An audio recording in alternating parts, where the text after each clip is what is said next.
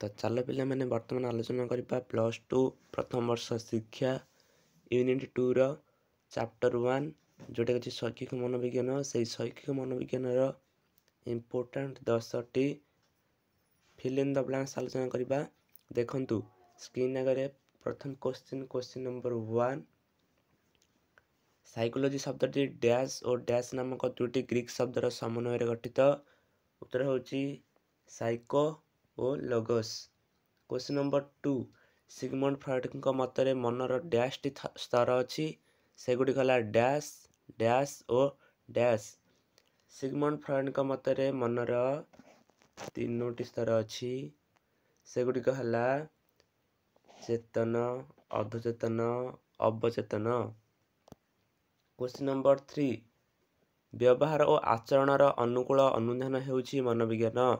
एही उक्तिटी को डैश कहिथिले। उत्तर होची मैकडुगल।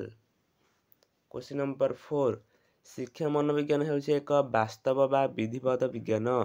यह शिक्षा मनोविज्ञान एक डैश। उत्तर होची स्वरूप।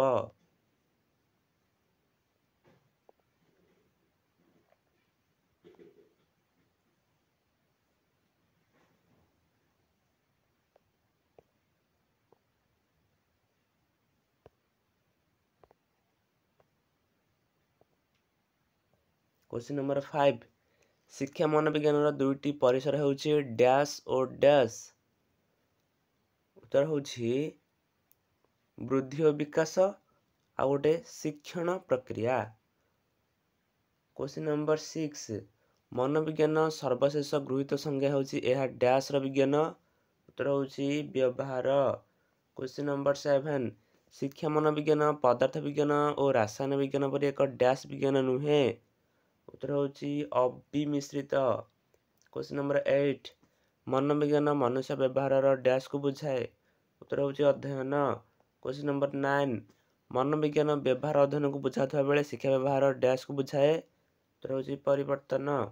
क्वेश्चन नंबर 10 शिक्षा मनोविज्ञान माध्यम शिक्षक शिक्षार्थी व्यक्तिगत डैश को बुझीबार सक्षम हुअंती। उत्तर होची पार्थक्य बा तारतम्य। तो पिला माने सरी जाइछे हमर इंपोर्टेंट 10टी fill in the blanks. Video भल लगे वीडियो को लाइक एवं शेयर करंतु। चैनल को नुआ भी करले चैनल को लाइक शेयर एंड सब्सक्राइब करबा को जबे भूलंतु नहीं। रहूची थैंक्स।